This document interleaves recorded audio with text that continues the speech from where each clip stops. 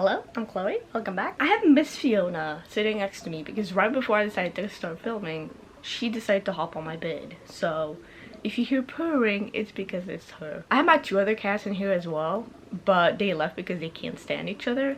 And one of them is actually right there coming back. Lola, did I hallucinate?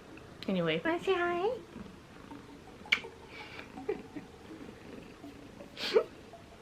Wanna say hi? Yes. Ow, you know you have claws, right? Yeah, you do. Oh, do I have space now? Thank you. Let me grab these. There you go. Now I got space to actually sit like I usually do and not like a normal person. And she's behind me. Don't step on my iPad, I beg. Are you okay? Now she's just searching for the best spot to sit. No. She just went like this. I don't know if you can hear her purring, but it's very loud. But anyways, today I have a very exciting video because I'm doing another Readathon announcement, and it's Creeptober again. I did Creeptober last year as well, and I had a fucking blast with it. And since Mermaid of this year went so well as well, I decided to do essentially the same method as I did for Mermaid, which is a game board. Now we're gonna get into the game board in a second, just because it's not that difficult. It's very simple. It's, yes, I if I seem loopy, it's because I just woke up and I'm like, I need to get this video done as fast as possible, I swear to god. But just as usual, it's a month-long readathon, so it's from October 1st to October 31st, and it is again with the game board where there's a bunch of prompts where you can pick off your TBR. Now first, the actual readathon will be taking place in a multitude of places. I cannot speak. I'm still, my mouth is still very much asleep. I think you can tell my bottom lip is very swollen. Oh my god. But yeah, the readathon will be taking place within my Discord server, Storygraph, and also on Instagram in case that people don't have either of those. Then it'll just be, you can post on your story and tag me. That's completely fine. But the main place where it will be taking place is mostly in the Discord server, just because we're gonna do prints, and also we're gonna have movie night and stuff like that. And also that's also where you will be able to have, like, you know, announcements whenever I go live for the readathon, which I am going to be trying to stream every single day of the month of October, which is you know, a bit intimidating, but you know, I've decided to do it. That's why this month in September I've decided to not stream as much. Just one, to give myself a break, and two, to give my laptop a break. Because last time I did a very like long stream, like I did a 24-hour long stream for the trans rights readathon, and my laptop quite literally gave up on me. Like when I was done at the end of the 24 hours and went to bed, legit one of my ventilators broke from my laptop. Like you could hear it just bouncing around in there. It was bad. So yeah, but yeah, and also like all of the details, and also that's also the easiest way if you have any questions to reach out and ask them. You can also ask them on my Instagram. I'm always on Instagram as well, so if you have any questions, you don't have Discord, you don't want to get a Discord, you can just DM me on Instagram with questions as well if you have any. And also, like I said, if you, for participating, you can also just simply tag me on Instagram, like share on your stories what you're currently reading. When you finish a book, you can tag me and I'll still see it, and it'll still be really fun. Then also for Storygraph, it is a Storygraph challenge. So basically with every single prompt you will have the option to have either one book or like multiple books put in there. That's like, if you finish one of the books, it'll mark off that prompt. So that's also something that you can join. I made the Storygraph one. I started making Storygraph challenges for the readathons I make since I think Mermaid of this year, because it's a lot easier as well for people who do not have a Discord and don't want to have a Discord. That way people can still participate if they want to. I've seen some people say that like they will use the game board as kind of like have a prompt list throughout the year, which is also completely fine. You can use a prompt list however you like. We're gonna get into the game board now because I really want to talk about it. Like, the game board is the main thing of the readathon. Fiona just abandoned me. I think I'm talking too loud for her. It's fine. But let me pull up the game board. Here she is. It wants to load. Thank you very much. Oh yeah, here it is. I didn't make it in Canva. If it wants to show. Hold on. It's too bright.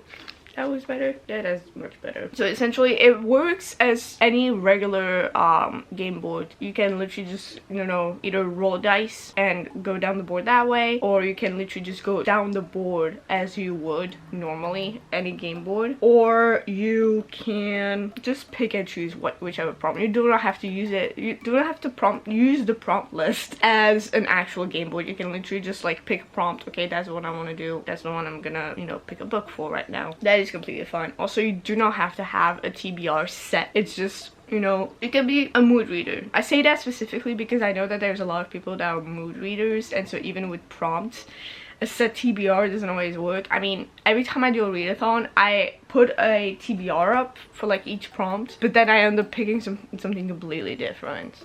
So you're fine. Now let's get into the prompt. So on the game board there are 4 free spaces, which basically means that there are no prompts. You can pick whatever book you want on there. You can also just simply pick, like, there's a prompt that you really like, they have like multiple books for, but you don't know which one to pick. Then you can just pick one for the prompt and then the other one or multiple ones for the free spaces. That's what I did. My 3 free spaces are these 3. It's Cemetery Boys by Ian Thomas, Murder on the Orient Express by Agatha Christie, Dr. Jekyll and Mr. Hyde by R.L. Stevenson, and Lake's Edge by Lyndall Clipso, which is a reread, and it's also the book club pick for October for my Discord book club, which is also a storygraph. So I recently opened it. I didn't know that was possible, but I recently opened a book club on storygraph, so I still don't really know how to use it, but if you feel like joining, you can do that. But yeah, so free spaces, very simply explained. Just simply read whatever you want, regardless of if it's any prompts or even if it fits the fall vibes. You can literally just read a summer book if you feel like it. The main point of the readathon is to essentially get through your reading goal for the year, because we're nearing the end of the year. So a readathon always helps me a lot. Like, Mermaid was the most I've ever read, so I'm hoping that it's going to be the same situation with Creeptober this year. So I'm very excited. But yeah, and also just simply to get through your TBR, your physical TBR, as much as possible, which is why for once I didn't pick any books that I only had as an ebook or as I had as a audiobook. So all of the books I picked this year are all physical TBR books, so she's gonna get through it. I should probably look into like which ones are still unread, which ones are read. We'll see. Next is a book under 150 pages, so that's a shorter book or a manga. That's probably my favorite prompt because I always have a book that I reread every single year because of this prompt, or regardless if there's a prompt for it or not, and that is Carmilla by Joseph Sheridan Le Fanu.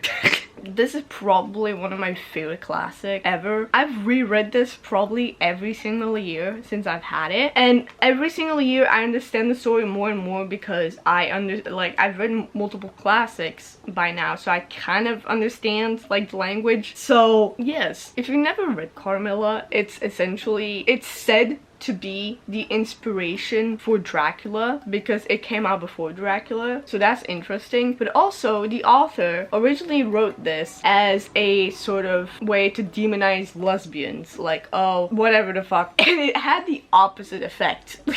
Like, oh my god, I love this one so much. And it's always a go-to whenever I need a short book to like complete a readathon or like a TBR or like a goal. I always reach for this one because I know I love it and it's really short. So next is a book with an LGBTQIA+ main character. I picked Vengeful by V. Schwab because I read Vicious like 3 years ago and I haven't gotten to the sequel yet, so I'm very excited because I really liked Vicious, so I'm really excited to get to this one as well. But yeah, for this prompt, again, all these prompts are very straightforward, and for this one it's literally just a main character that is a part of the LGBTQIA+ community, and this is specifically the main characters, so no side characters that are queer. It's the main character. And this is a personal thing, but I also wanted to pick one by an author that's also queer. But again, I'm not gonna be here and say like, oh, if an author didn't openly say that they're queer, it doesn't count.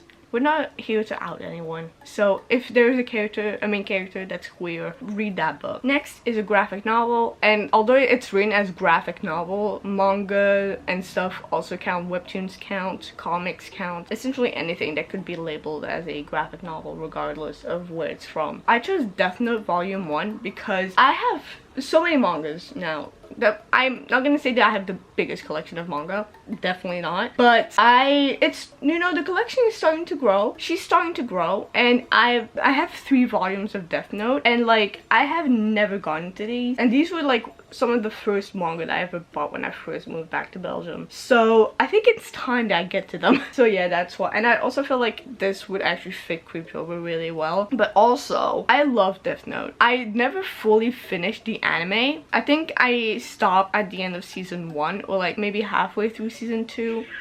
The girls are fighting outside. There's 2 stray cats outside my door, and like I leave food outside, but like in 2 different places, so that, you know, both of them can have food, even though one of them actually does get food from another neighbor like downstairs. So like the bitch is fucking hungry, so that's why I leave 2 bowls of food. But yeah, they somehow keep attacking each other for sport. Next is a book with a brown cover. So by that, it's also simple, just a book that has like the dominant color is brown, so it doesn't have to be a fully brown cover, just where the cover has a majority of it brown counts. I picked The City of Brass by S.A. I'm not gonna try to pronounce that because I'm not about to be rude. The one I picked is City of Brass by S.A. Chakraborty. I have no idea if I pronounced that correctly. But yeah, like I said, the whole cover isn't brown, but as long as... Why do I have hair everywhere? Oh my god. I'm getting overstimulated already. Goddamn. There it is. Fuck off. But yeah, like I said, the whole cover doesn't need to be brown. It's just like the dominant color is brown all around. So this counts. I had a couple of books that would count for this, but I don't have that many brown books. And I'm like, this one has been on my TBR for ages as well. So I can't even remember when I bought this. That's how long she's been here. Like for a lot of them, I can tell like these have been on my TBR since before I moved back to Belgium. So like they have been here for a while. But this one, I can't even remember when did I buy is the question. So that made me be like, okay, maybe it's time that I read that one. Next is a book with a monster, which this is one of those prompts where I, you know, although all the prompts are very straightforward, they can also be up to your interpretation. So like with a monster, you can literally just pick a book with an actual like monster. Like I picked Frankenstein by Mary Shelley, or you can pick, you know, a figurative monster. I don't know, like an evil billionaire or something. Next is a book with a retelling. I picked Where Dreams Descend by Janela Angeles, which isn't labeled as a retelling, but a lot of people who have read it say that it is very much inspired by The Phantom of the Opera, and also another book that I can't remember, but all I remember is that it was inspired by The Phantom of the Opera. So this would also count. It doesn't need to be labeled as a retelling, like labeled as a Cinderella retelling or whatever. It can be just simply something where, you know, you are aware that it's very much inspired by a classic, or like just another book or like another thing, where it's like, okay, these give off these vibes of like this, like it gives off Cinderella vibes, it gives off Sleeping Beauty vibes, etc. Because I'm keeping most of my retellings for another project that I have coming up soon. Stay tuned. Next is a book with a mystery. I have one too many mysteries on my shelves, but instead of rereading one of them, because I was planning on rereading Truly Devious, I just realized I skipped over an entire fucking prompt. Hold on, before we move on to this one. So I got distracted by the free spaces. So did I mention leaves on the cover? I'm still fucking asleep, y'all. But yes, anyway, the first prompt was leaves on the cover. A book with leaves on the cover. I picked Nine Liars by Maureen Johnson, which is the only standalone in the Truly Devious series that I haven't read yet. So yeah, I think it's time that I get to it, especially because she announced a new one coming out next year, I think. I'm very excited. I love Maureen Johnson. I also found out that she like wrote with someone else a book where essentially you have to find a detective yourself. It's giving Kane's Jawbone solved. There's also another one by her. I think it's Death at Morning House or something along those lines. I haven't gotten that one yet because I can't find it, especially not in like the short paperbacks that I have. I need it. But yes, essentially this, again, very simple. Just any leaves on the cover. Something that I forgot to mention for every single one of these like cover prompts specifically is that if the copy that you own doesn't necessarily fit the prompt, but you know that one of the copies, like even if it's not, and like even if it's a copy that is from a foreign country or like a special editions, as long as there is a copy out there that exists that fits the prompt, you can pick that book. It doesn't necessarily have to be the one that you have specifically on yourself, as long as it like you know that a copy of that book has a cover, like has leaves on the cover or like has a brown cover or whatever, it counts. Just, I completely forgot to mention that because I think it's, you know, again, a way to be flexible. Don't that many rules, and whatever rules there are, it's very flexible. But anyways, a book with a mystery. So yeah, I was planning on rereading Truly Devious for this one, but I was like, I have a couple of mysteries on here that I haven't read yet, and one of them is A Cover for Murder by Sue Minnick. This is not one that I've had for very, very long, but I think this is one of those like cozy mysteries, if I remember correctly. And it looked really cute. There's a dog on the cover, so, and it's also on the back. That's why I picked it mainly. But yeah, and again, this doesn't have to be like an actual like murder mystery or like a mystery thriller, as long as like there's a book that has like a mystery element to it, like a mysterious undertone or like something that could be making you question something, whatever that means. It counts. Again, bend and snap and break that bitch. It's completely fine. Next is a book with a forest. I picked Lost in the Neverwoods by Aiden Thomas, which is the only Aiden Thomas book on my shelves that I haven't read yet.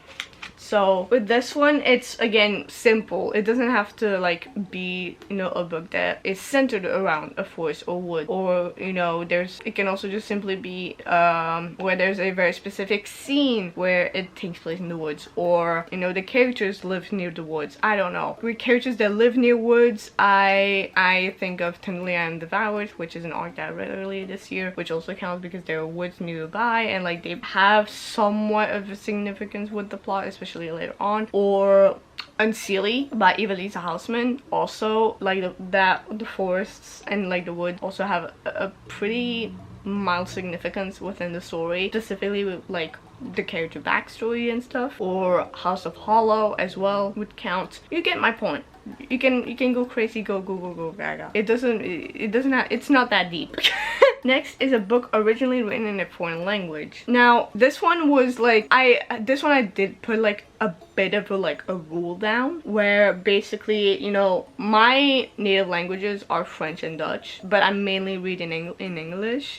So any book that isn't originally written in English, French, or Dutch was open for me to take off of this. So like if you're European like me and you read in English, but your native language is, I don't know, German, Spanish, whatever, you have to pick something other than, you know, your native language or the language that you primarily read in. Like I said, I'm mainly reading English, so like since my native language is in English, I can pick whatever book I have on my shelves. So that's why I put an extra rule down. It's also not the language you like mainly read in. So that's why I picked Tales from the Cafe by Toshikazu Kawaguchi. It took me a second.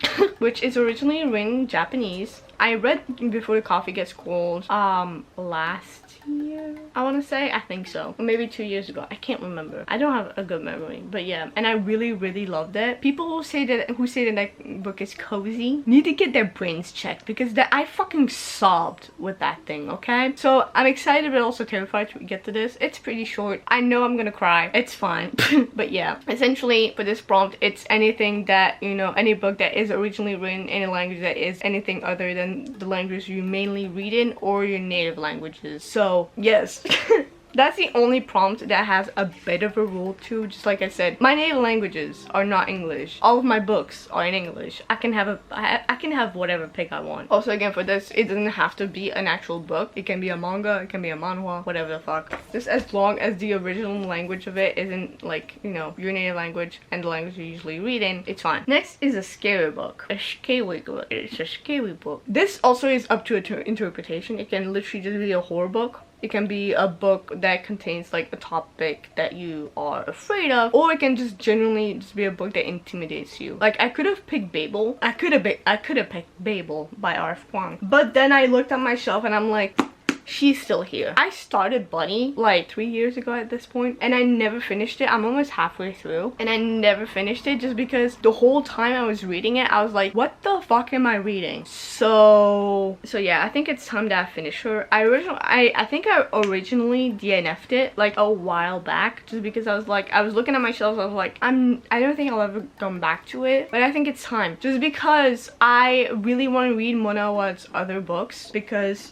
like I've seen some of her other books like in bookstores and they look really interesting. But I'm like, with Mona Awad, it's another one of those authors where I'm like, if I do not read the books that I already have of them on my shelf, I'm not going to buy another book by them, which is similar to Talia Hibbert and also R.F. Kuang. I have almost every single one of R.F. Kuang's books. I have The Poppy War, I have Babel, I have Yellowface. I think that's it. Yes. So I'm like, I'm not gonna buy Cadavas. I need to get to those first. Especially The Poppy War, because stuff is bullying me to get to it. But yeah, again, that one is also up for interpretation, whatever you know, want to choose by it. Next is a book with ghosts. So this, again, up for interpretation. It can be literal ghosts, it can be a character that that's meeting a ghost from a past, whatever the fuck, whatever you choose to interpret it as. Okay, I need to hurry the fuck up because my battery is about to die. I picked Don't Tell a Soul by Kirsten Miller, which is one of those books that I've had on my shelf for the longest time. Like, this is one of those books that I bought back when I still lived in Tenerife. Never got to it. Like,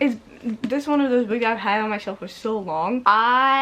Multiple times I thought maybe I should just unhaul it, but I looked back at the like synopsis, I'm like, but this is like up my alley. Like, so yeah, I think this month is the month that I get to it. Yes. Next we have Falling for the Villain, which again, up for interpretation. Either it's the main character that falls for the villain, or you're the one as a reader that falls for the villain, and it's even if the villain isn't necessarily a love interest, whatever you choose them to be. And I picked Readathon, which is going to be a reread because I loved this one when I first read it. And this one is also one that would count for the retelling prompt, because although this one isn't necessarily a retelling of anything, when I first read it, it was very much giving Cinderella, Beauty and the Beast, Sleeping Beauty vibes, so it still counts. It has that fairy tale vibe to it, so that one would also still count for the retelling. But I specifically picked it for Falling for the Villain because I don't really have any books on my shelf that would count for that except for this one, so oh well. And then finally we have A Haunting Story. I picked She's a Haunting by Tang Tran. I have no idea how to pronounce this name. I'm so fucking sorry. I think that's actually the same name as my grandma's doctor, actually. I could be wrong. But again, up for interpretation, it can be like a little haunted house like this one, or it could be someone who's haunted by their past. Again, whatever you choose to interpret it as. So those are all of the prompts. And you know, when it comes to mermaid, I also like add some drawing prompts, but like if you feel like if you're a bit artistic, and I thought I just said artistic, but I mean both. If you're a bit artistic and you want to use these prompts to also draw, which is something that I was thinking of doing for, like, you know, while I'm streaming, if I don't feel like reading, you can do that. Speaking of streaming, like I mentioned before, I am planning on streaming for every single day of October, but specifically on October 27th is my anniversary of 1 year streaming, which is fucking wild. Originally, I planned on doing a subathon, or just like a 24-hour stream to celebrate, but then Basel from Gaza reached out to me on Instagram asking for help, raise money. And so I thought this would be like the perfect opportunity to do that. So October 27th is going to be a charity stream for Basel and his family. I will already leave his I don't remember what it's called. It's not GoFundMe, but it's also a link where you can donate money to directly to him in case you can't make it to the stream or just Readathon in general, but still want to help. The cats are fighting again. Also, feel free to share the link. Like, any help is absolutely appreciated. But yeah, I made some incentives for the charity stream so that it may encourage people to donate, which is something I forgot, like a mistake that I made when I did my trans rights Readathon stream, where I also had a fund link to donate to a Belgian trans organization. But this one time I do have incentives. These are the incentives. So between 1 to 4 euros is I pet Fiona. 5 euros is I put on the Psyche hat, which is a crocheted Psyche hat that I have. 10 euros is I made tier rank part 2 because I did one for my subathon back in June. Then we have 20 euros, which is I play through Inazuma, which if you don't know, I play Genshin and Inazuma terrifies me. I just finished the Leeway Archon quest. Now I need to play through Inazuma and I'm procrastinating,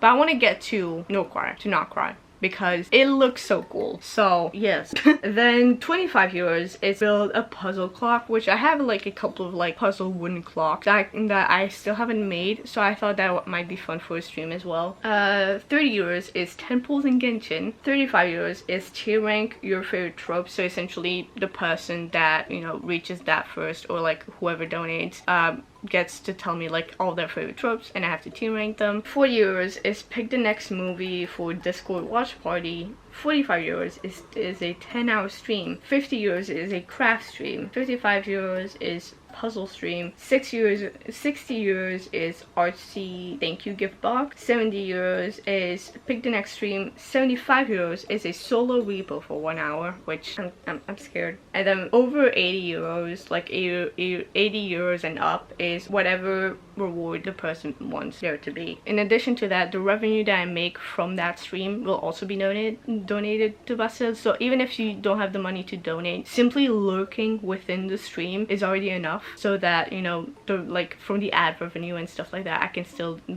still donate that to Basel as well. In addition to that, I will be selling a Café cross stitch bookmark on my Ko-fi. I will be selling the pen and also finished product. The pen will be €1 and it's a digital download, so it's just the pattern. You can also just, so you can cross stitch it yourself, or you can order the actual bookmark from me that I will be hand making. That one will also depending on how many people actually order, I will probably like limit the amount, just because I do not have that much material left. This was very last minute, but I thought it would be like a fun little extra thing to do to be able to gather more money for Basel. My battery is about to die. So I think that's all. So for one, my battery did die, and I still have something to say. What's worse, I forgot to press recording. So I just finished that whole outro for nothing. I'm still not awake. It's 11:30 a.m. and I'm not awake. Anyways. But yes, like I said, there is still a couple of things I wanted to add. Mainly, the rules aren't that serious. The main rule is, you know, have a book that fits the prompt. You can bend and snap and break that bitch, but just as long as it's still like somewhat fits the prompt. You can gaslight me into believing that it fits the prompt, but you know, it's not that deep. Just the Discord server does has rules, and the rules do apply to the Readathon as well. So mainly the fact that the Discord server is 18 plus. So if you're under 18, you will not be able to join the Discord server, but that's also one of the main reasons why I made it a storygraph challenge, and also just simply said that if you have Instagram and you want to participate, you can tag me. Please tag me. I want to see it. Even if you join the Discord server, the storygraph challenge, if you're posting it on Instagram, tag me. I want to see it. I want to see it. But also on Instagram, I will be posting book recommendations. I will be posting game recommendations. I will be posting movie recommendations. Who's texting me? Nobody. I'll also be posting the charity incentives on there as well, if you want to like see them again. I'll also be posting, what will I also be posting? Playlists. I'll also be posting playlists that fit each prompt. There are 10 songs per prompt, but there's also a playlist that fits, that has all of the songs on there. So the whole, I don't know, 8-hour chaos of it. Probably even more. There's like over 100 songs in there. But yes, I will leave a link in the description to the playlists, both on YouTube Music and also Spotify. But if you don't use either of those, if you use any other music streaming platform, you can also just simply see the list of songs on my Instagram if you do want to have the playlist. So feel free to do that. I think that's all. I think now I've finally reached where I did say everything. I never write scripts for this. I think that's nothing new. So now every time that I'm like, okay, I think I'm done. Did I forget something? I think not. I think not. Yeah, no. The only rules that are like a bit more like that, you know, you have to follow it, or is or if you join the Discord server, so like the Discord server's rules apply to that as well. They're not that serious. Like, we're not gonna immediately ban you unless you're a bigot, so it's not that deep again. But yeah, no, I guess that's it. I'm very excited, and I hope that you are too. I hope to see you guys during Creeptober. I hope you have a good day, night, evening, whatever the fuck, wherever you are. Why did I say whatever the fuck? I hope you have a good day, night, evening, wherever you are in the time zones, and I see you guys in the next video. Bye bye!